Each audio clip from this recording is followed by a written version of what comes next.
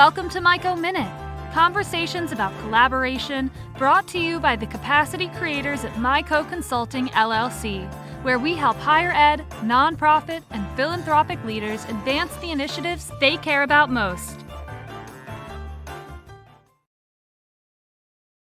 Welcome back to Myco Minute. I am Deb Mashek, and today I am joined by Deborah Obalil, who is the President and Executive Director of the Association of Independent Colleges of Art and Design, also known as AICAD. So Deborah, first, thank you for being here. Second, tell us what is AICAD? Well, my pleasure. Thanks for inviting me. So AICAD is a nonprofit consortium of the leading specialized schools of arts and design in the United States and Canada. So those places where the only thing you can study are arts and design fields, the creative fields. And we currently have just under 40 members across the two countries. And our mission is really twofold. One is to connect and strengthen the member institutions, recognizing that there is often power in doing things together as opposed to simply operating independently. And then the second piece is to promote to the public the value of studying the creative fields, arts and design at the higher education level. Excellent. I should mention that you and I met through the Association for Collaborative Leadership, which is, I think of it as kind of like an association of consortia and associations. And, you know, one of the ideas that pops up a lot at ACL is that if you know about one consortia, you know exactly, or if you know anything about one consortium, that's really all you know, and that it doesn't necessarily generalize. So tell us a little bit about how AICAD itself is structured. Is it just you? Do you have a team? How large is the organization that's supporting these 40 plus institutions? Absolutely. So I always refer to us as small but mighty. So it's myself and two other full-time positions. One of those positions is a director of research, because a key component of what we do is collect data from all of our member institutions and produce reports and look at trends and longitudinal data around almost any aspect of running a college or university that you can think of. There are so many. And there are so many. And then we also oftentimes coordinate the participation of our member institutions in third-party research. So things that are common in higher education, like climate surveys or student satisfaction surveys, as well as alumni surveys. So that's a key component of what my director of research does. And then the other person is our director of programs and operations. And so, as you can imagine, with that catch-all title, does quite a lot of things. And so a lot of what we do really is around the connectivity piece. We have something like 30 active listservs that we manage for almost every different role within our member institutions that you can imagine, from the most senior, the presidents, all the way down to campus life staff. We do a lot of convening. In the pre-COVID times, it was physical convening. We would get together in person. In the good old days. In the good old days. And now, honestly, we simply pivoted that to be online connectivity, and in many ways have found that to facilitate even greater access to the programs that we put together. And again, those are very often they're based on the role within the institution, but we've also increasingly started doing convenings around specific topics or subjects that might be of interest across different roles within the institution. And that really, with COVID and all of us moving to Zoom and whatnot, now you're 40 institutions across two countries. It really would be possible to get everybody, loud car just roaring by. It really would be possible to get everybody in the same room, as it were, to learn from each other. Absolutely. I mean, we always had great participation, even in our in-person. People really value what they get from the network and from that connectivity with their peers. But certainly doing it through Zoom has made it much more accessible to a broader number of staff within all of the member institutions, and has enabled us to do it with a greater frequency than we would have done in person. Yeah.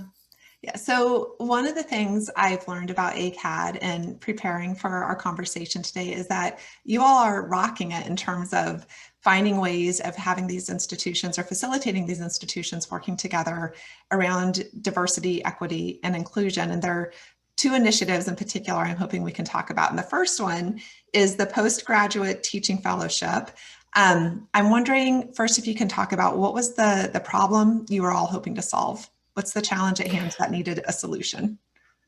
Yes. So for many years, our chief academic officers group, so that's our deans, provosts, vice president of academic affairs, they go by many titles, but they're essentially the leader of the academic side of the institution, would consistently bemoan to each other that despite their best attempts to hire more diverse faculty members, and by diverse on a variety of measures, they were particularly on the issue of racial and ethnic diversity not moving forward at the rate that they would like.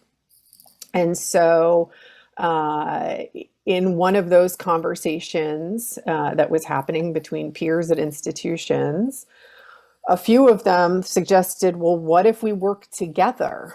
Many of us have graduate programs, and one of the things about the arts is that the Master of Fine Arts degree or the Master of Architecture is the terminal degree, right? So we're not looking for PhDs to become faculty in most of the fields that are taught at our institutions.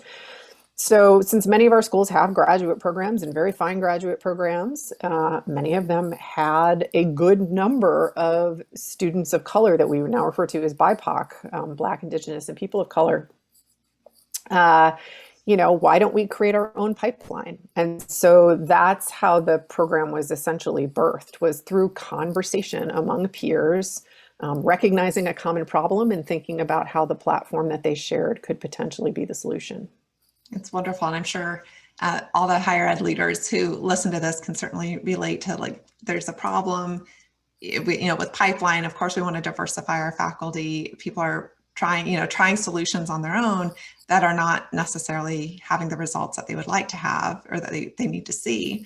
And then figuring out, well, what are the other options? So you all come up with this other option. Tell us about the structure. What are you actually doing with this?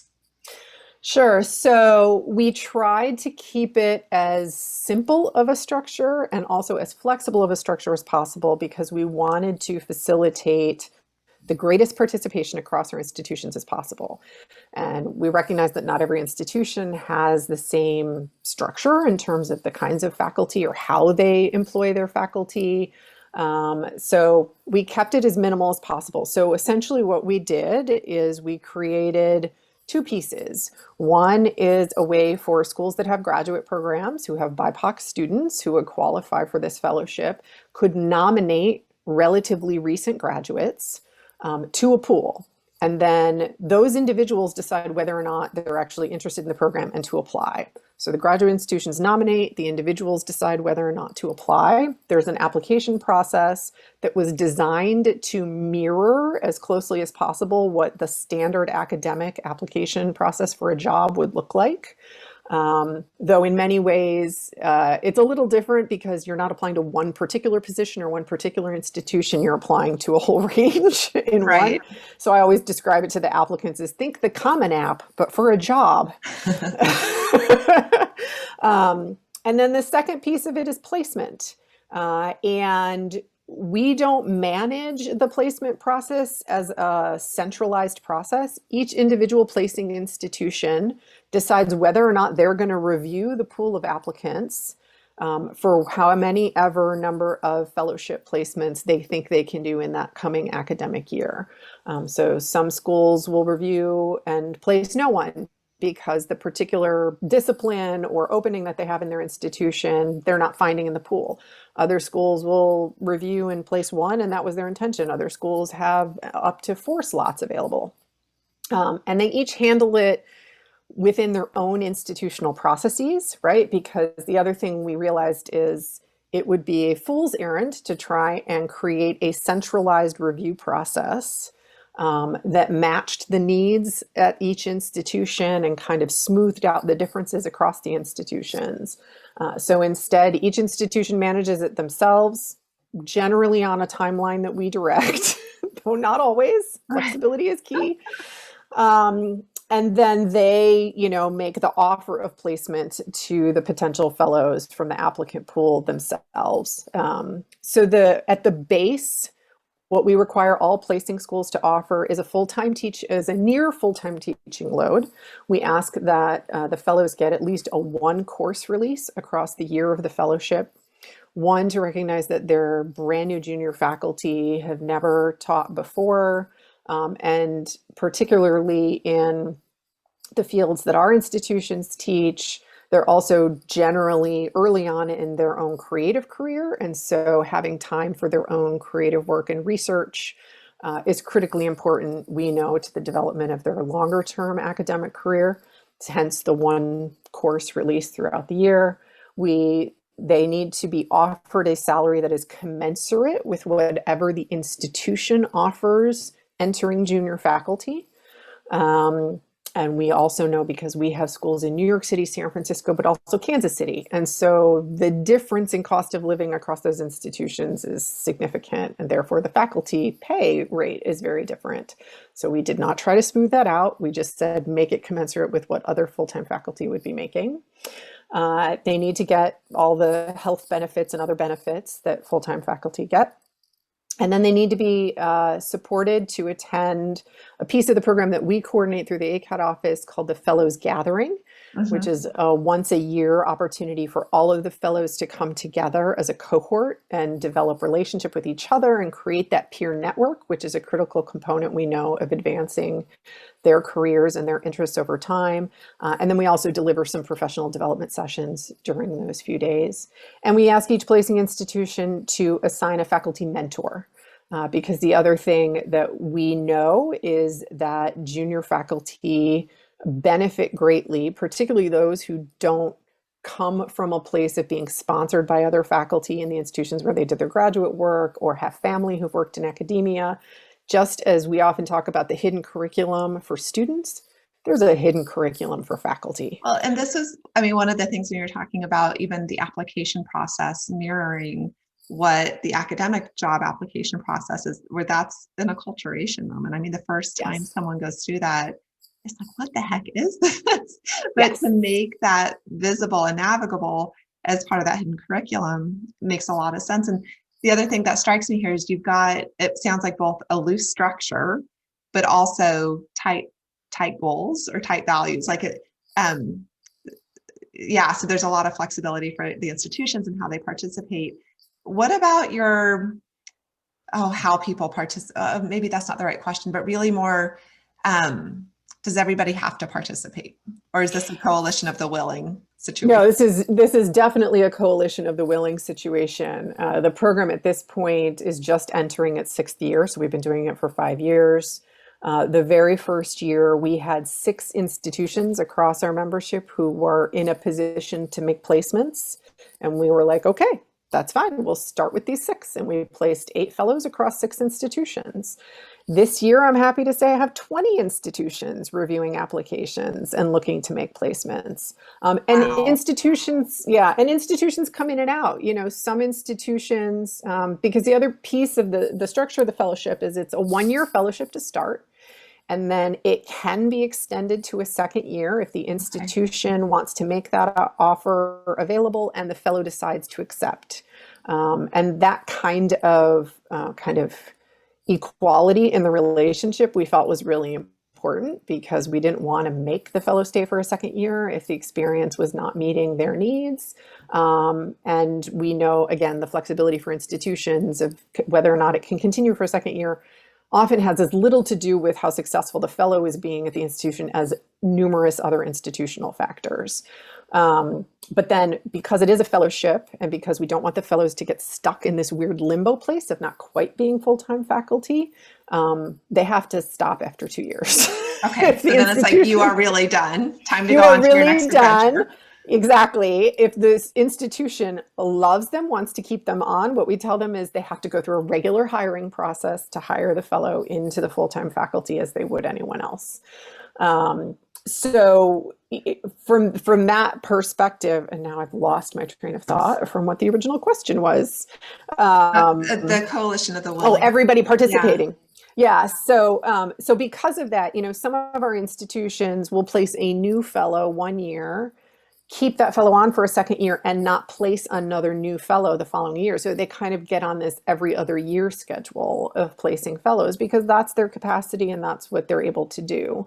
Other institutions every year are looking at the applicant pool and placing as many fellows as they can.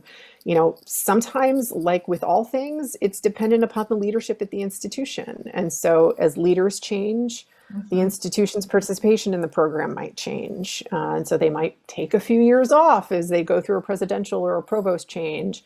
And then, once those individuals kind of get their feet on the ground and they hear about this, and then they're like, oh, we should participate in this. Right. And so then they come back. And we take the approach of, you participate when it makes sense for you, you don't when it doesn't make sense for you, and the program will go on. Right. And that we're not, you're not committed forever, that there's, again, that flexibility word comes up. One of the things I was really impressed with when I was reading about the program is how quickly you were able to get it off the ground. That, we always joke that in higher ed, things move really slowly. And when you're working across institutions, and you could just take the number of institutions and take time to that factor or to that exponent, and that's how long it's going to take. But from the time where you had the idea where this academic leaders group had the idea to actually implementing it sounds like less than about an academic year. Is that right? Yeah, it all happened within a single academic year. So from the moment the conversation happened within the chief academic officers group to when we actually launched the nomination process was less than an academic year. It was all within that same year. And what made that possible? I think what made that possible were a couple of things. One, quite frankly, was me and my staff and the structure that we had at AICAD, which was we could take a good idea and run with it and do the legwork that was necessary, as opposed to relying upon the individuals attached to individual institutions to figure out how to work together. So that was a big piece of it. And then sorry to chime in. I just want to say that notion of facilitating the collaborative action is so critical for, the more I'm learning about all of these consortia that are out there, having someone who can carry that ball, who can say, okay, you all have set the container for me or for us, let us do some of the heavy lifting to help you meet your goals. Super important. So, okay. Sorry to interrupt. Absolutely. Yeah, I just wanted to and I think And to add to that, quite frankly, I mean, I've worked in kind of collaborative and consortial-based organizations for a good chunk of my career. And I think one of the key components that often doesn't get talked about is the neutral third party, right? And that's essentially what the consortial staff, in this case, is the neutral third party. No one institution's needs are our priority. Our priority is to serve as many of the institution's needs as possible. And so to balance that, and if you have developed a trusting relationship with whoever the institutional members are within your consortia and the parties that represent them, then you're able to facilitate that. And that, I think, is also part of our speed here. We were building on a platform of trust that already existed, both the participating institutions with each other. They trusted that the graduate students that would be provided by their peers across the consortium would be quality faculty, right? And they trusted us to actually do the work and make it happen because we had that track record with them. Right. So trust both in the relationships and in the infrastructure that AICAD provides. Exactly. And then it was, I think, partially too is a little bit my personal bias because I don't come from academia. I come from the nonprofit arts sector, which also some people, in like commercial world would say, oh, that's slow. I'm like, yeah, you haven't seen slow till you get to academia. But so my sense of time personally is very different. And so I saw no barriers to moving it forward. And they just needed someone to say, yes, how can I help? Right. And what about that was the role we played. Of imperfect action. So, from a design perspective, there's this whole notion of prototyping and learning forward. And so now you're in year 6. What have kind of been the lessons learned or the design pieces that you're like, okay, that's not working, we got to change that? Absolutely. I mean, we've learned and tweaked every year of the program, and we started it. And I think this comes from the fact that our academic leaders are designers and artists first and foremost, right? We were very clear to call it a pilot the first year we did it, that we're trying something and that we will learn from it, and we will experiment. Exactly. We'll learn from it, and then, we'll tweak from there. And actually, one of the learnings we had was, once we got past year 2, we had to think a little bit more in terms of permanence. And because of that, that required a little bit more formality in how we were operating the program. When we were doing it quickly and as a pilot, most of my interactions were directly with provosts and deans. They were the ones taking responsibility at their institution. But as the program went on, and as it became clearer that this was going to become a regular program, more people at the institutions got involved. The need for more consistent, clear, written, repeated information about the program became critically important. It was no longer just in the hands of this one small group. Right. But now there were hundreds of people across multiple institutions, needing to understand what were the core values, what was the purpose of the program, how does it operate, what's allowed, what isn't. And that continues to this day. So, we've added things like each institution has to declare an institutional liaison for the program, so that there's at least one point of contact that I and my staff know is supposed to be the center point. We recognize there are multiple people involved at each institution, but who do we direct a student to who says, I'm really interested in this, how do I get nominated? Right. Right? Or a chair of a department who's like, I'm really interested in this, how do I place one? It's like they need to have somebody within their institution to be able to answer those questions, because we don't know how it works at each institution, because we allow for that flexibility, right? So there needs to be one person who's kind of the keeper of the knowledge in the institution. So that's been a critical addition over the last few years.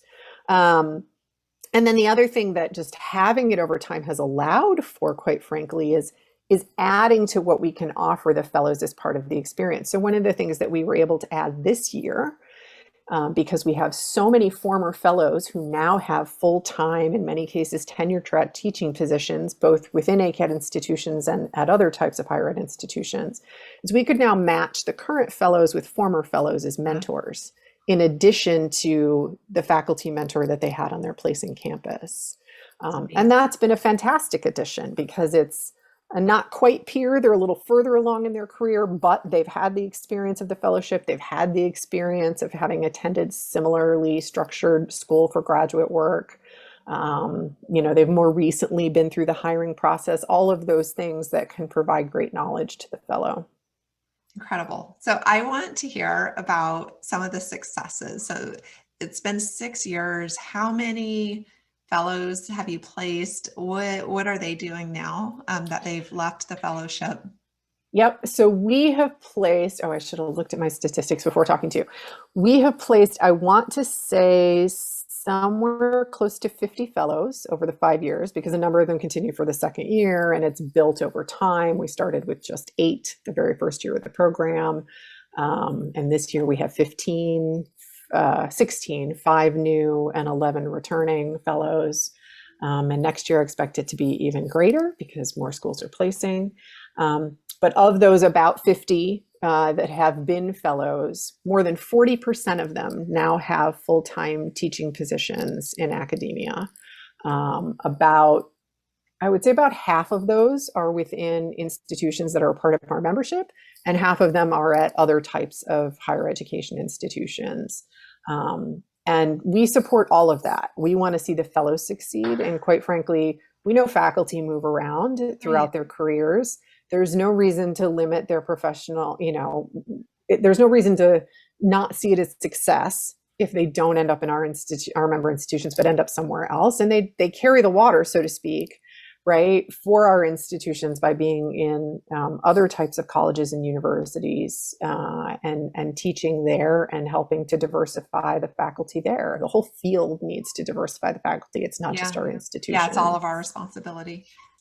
So one of the things that when we were talking, before today's conversation, you mentioned is the way that this program has started to really build on itself, that there's momentum, and it's almost like the longer it goes, the bigger the boulder's becoming. Can you give me a sense of what sorts of other things are happening because of this early work that you did even, 5-6 years ago? Yeah. So, I mean, partially it's building on itself in terms of the number of institutions participating, right? So as those who were either skeptical or couldn't quite see how their particular institution could participate for whatever structural reason, when they start to see, one, the quality of the faculty that are coming out of the program, and also the conversations that are being spurred by these particular fellows within those institutions where they're placed, we're starting to see more and more institutions want to participate, which is fantastic. But I think it's that culture change and the changing of the conversation that many of these fellows are bringing to the institutions where they've been placed that has been most important, quite frankly, for our member institutions. The conversation around decolonizing or decentering whiteness within the arts and design curriculum is not new, right? It's something that started a number of years ago, but it's certainly gained momentum in recent time. And many of our fellows are key conversants within that conversation across the field. So to give you an example, actually later today, AICAD is hosting a Zoom session that's titled Recruitment, Retention, and Reimagined Futures. And it's a discussion of design education that specifically covers topics in a book that is released tomorrow called Black, Brown, Latinx Design Educators. That's by Kelly Walters, who was one of the initial 8 AICAD postgraduate teaching fellows the very first year that we did it.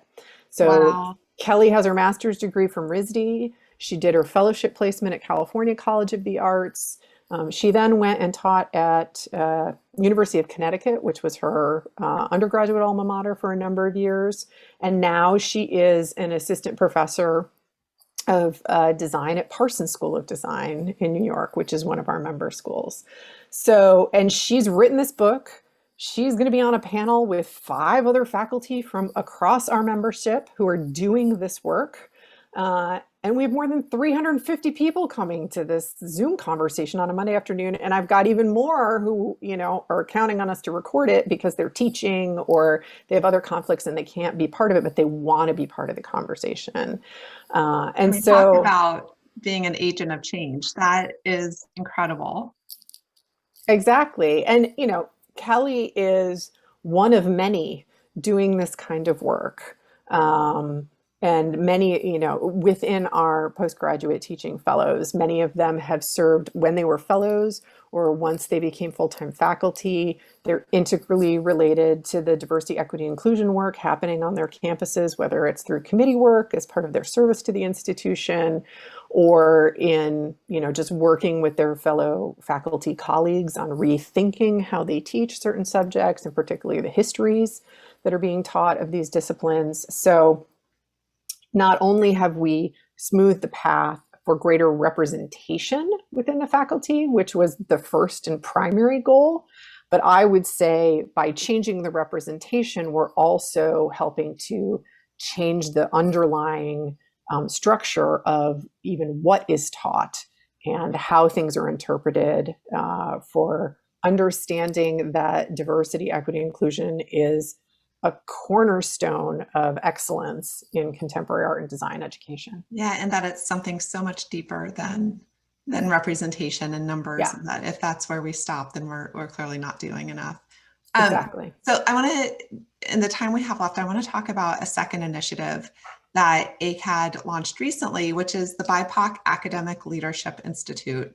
So same general question here. What's the problem to be solved or the opportunity to be leveraged? And what are you all doing among your organizations? Yep. So, and this one, interestingly enough, came together even faster than the postgraduate teaching fellowship program.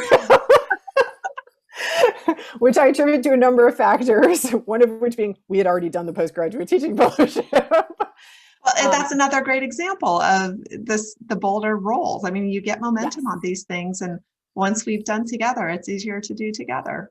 Absolutely, absolutely. So the problem that this particular program is seeking to address is the lack of diversity in senior leadership at institutions. And this also is one of those perennial conversational subjects at the senior leadership level. But I think there were a number of barriers in place before this year when we started this program that some felt were nearly impossible, if not completely impossible, for us as an organization, for us as a collaboration of senior leaders within the institutions to actually address this dearth. Part of it being that they're not the ones hiring themselves, right? Boards are the ones making these senior level hires. And so that was seen as a kind of almost unattainable shift, right? How do you change what that level of leadership is looking for and sees as potential leadership quality?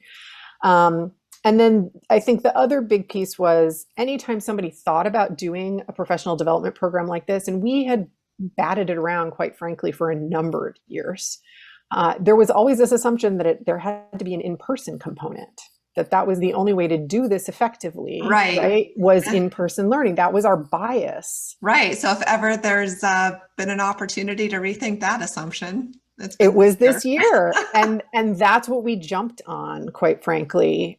So the very unfortunate kind of national and global events of last summer that really brought to the fore the racial injustice that is still endemic across all of our cultures, was, I would say, part of the motivating factor in that there was a demand and a sense of momentum from external forces that we felt we could build upon in terms of we need to do this now. There's an urgency to this. And then the fact that nobody could go anywhere, so the in-person wasn't even part of the conversation. And everybody, by that point of the summer, after doing half of the spring semester online, there was a much greater comfort with, well, no, actually, this is how we have to operate. So let's just figure it out this way. So we actually designed a program to be done without any in-person contact whatsoever. So it really is, the twindemic situation of this national reckoning with racial injustice, the pandemic, and there's still very much this need for all of your institutions, and you're saying now's the time we've got to act. So what did you actually put together? How's it structured? So what we did is we asked, again, we went on the kind of nomination model because our member institutions know their populations best. So we asked our member institutions if they wanted to nominate faculty leaders. And we, again, left that a little broad in terms of definition. What is a faculty? Had they served as a chair? Did they have some kind of academic post? Have they led an initiative or a center? We gave some examples, but we said, look, it's really up to you to determine what you see as faculty leadership within your institution, who also identify as BIPOC and might have an interest in senior academic leadership at some point. They don't have to have declared it. They don't, they don't have to know this is their path. You don't have to, sign your consent form of I shall become president someday. Right. And we certainly have some folks participating in the program who that is their vision for themselves. They see themselves as the president of an institution at some point, and others who are like, I just kind of wanted to understand a little bit more about how all this is structured, because as faculty, I don't see most of the institution. I don't understand how it operates. And this was an opportunity for me to learn more about how it actually operates. So we have that spectrum of participants. So we asked the institutions to nominate. We didn't do any kind of vetting beyond that. We wanted to make it as open and inclusive as possible for our first pilot year. We called it a pilot again. And then the program itself has two components. One is large group sessions that are meant to give faculty a view into, certainly not a comprehensive understanding of, but a view into the range of administrative issues that senior leadership would encounter. So that has included budget and finance. That has included strategic enrollment management. That has included boards and governance, fundraising and advancement, And So so we, the hidden curriculum word is coming to my mind again. yes, Making exactly. visible the invisible. Yeah, and that is actually how I described it. One of the nominees contacted me. He's very senior in his career in faculty for a long time, and he said, "Honestly, I have no interest whatsoever in being a provost or a president, but why might I want to participate in this program?" And I said, "Well, let me describe." And I use the term hidden curriculum to describe these kind of large group sessions that we're looking to pull the veil back from how the institution operates. And he said, "Oh, you had me at hidden curriculum. I totally understand that." You're like, we're going to mark that down as a marketing word for the Yes. next round. So, and then the second component of the program is that each of the participants is put into a small group, somewhere between 4 to 6 other participants, none of whom work at the same institution they do. That was a critical component. And then they're paired with a senior leader mentor from within our membership, also not at any of the institutions that any of them work for. So it was an opportunity for faculty to connect with senior leadership that they don't report to be in open, honest conversations around, what are the kinds of challenges they face as senior leaders? What are the particular issues? And to just be in conversation together. And that has been, and then of course, create kind of connectivity among the participants as well. Again, that idea of creating a supportive network beyond the institution within you work, and to a broader national pool. And, they go hand in hand. I don't think you could have you could have just one without the other. I don't think it would be as powerful of a program in addressing both kind of the understanding of how institutions operate and then really, hearing from leaders about how they make decisions and what are the kinds of, challenges they face in their day in leading an institution. So we've had 94 participants in this first pilot year. In this first year, 94. Yep. That is incredible. All I have to say is if any search firm ever says to me again, there is a pipeline problem, I will point to my 94 participants and say, there is absolutely not a pipeline problem. There is interest. There is, in many cases, actual leadership experience that can be tracked on a CV. You're not doing your job as a search consultant if you're not finding these people. And I remember that's something you had mentioned with the fellows program too, where you'll actually say, you know what, actually, here's the list of all these very qualified applicants. Take a look, do your homework here. Yep. Yeah. And I think, and that's, so one of the barriers that I think we've recognized in doing this work is the communication is not happening where it needs to happen. And, plenty of people have written about this before. This is not a new finding, right, of AICAD doing this work. Anybody who's done work in trying to diversify the faculty body, right, talks about how, well, you can't just put the posting where you normally post it or rely upon the networks of your existing faculty or existing chairs, right, because most of us have really homogenous networks. And so we're just repopulating ourselves when that's how you rely upon hiring. It's not a good hiring practice. And yet, unfortunately, it's still how a lot of academic hiring is done. So what we're trying to do is create ready access, at least for our member institutions and other institutions that we work with, to say, look, there's this whole pool. Send me the job posting. I will send it to them. If you've done your job of making the position seem remotely interesting to someone who identifies as BIPOC, then, they at least have the information and they're likely to apply. And then for these more senior leadership positions, what I'm hoping to develop is a pool of people who have essentially declared, I'm interested in these more senior leadership positions, so that when search firms call me, because they inevitably do for almost every position. That's right. You say, I've got a list here. I've got a great list here. And not a single one of them are, your standard white applicant that we've been leaning on for way too long in academia. So I guess I'm looking at the time and I know we have to wind up, but what advice would you offer to other higher ed leaders who are interested in leveraging interinstitutional collaboration in service to their DEI goals? So I would say first and foremost, be very clear on what the shared problem is and the shared values are.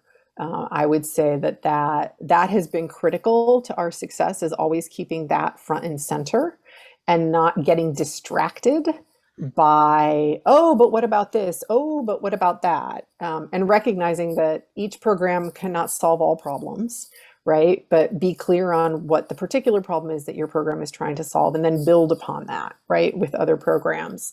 And then the other piece I would say is build in as much flexibility as you can.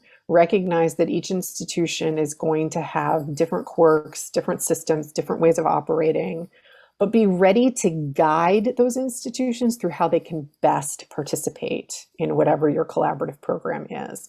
I'd say in some ways that was one of the key learnings for me as the staff leader on the collaborative side of things, was how much guidance institutions needed in how to make it work for them.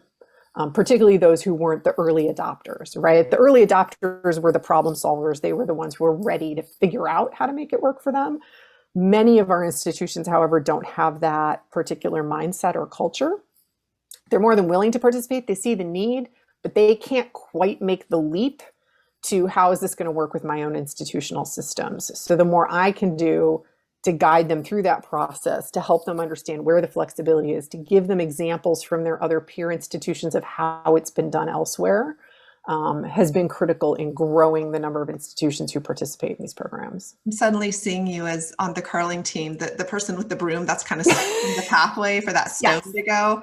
Haven't thought about curling in probably 30 years. So I have no idea where that came from, but I love that advice. If people are interested in learning more about you, about AICAD, about these initiatives, where should they go? So they can certainly go to our website, acad.org.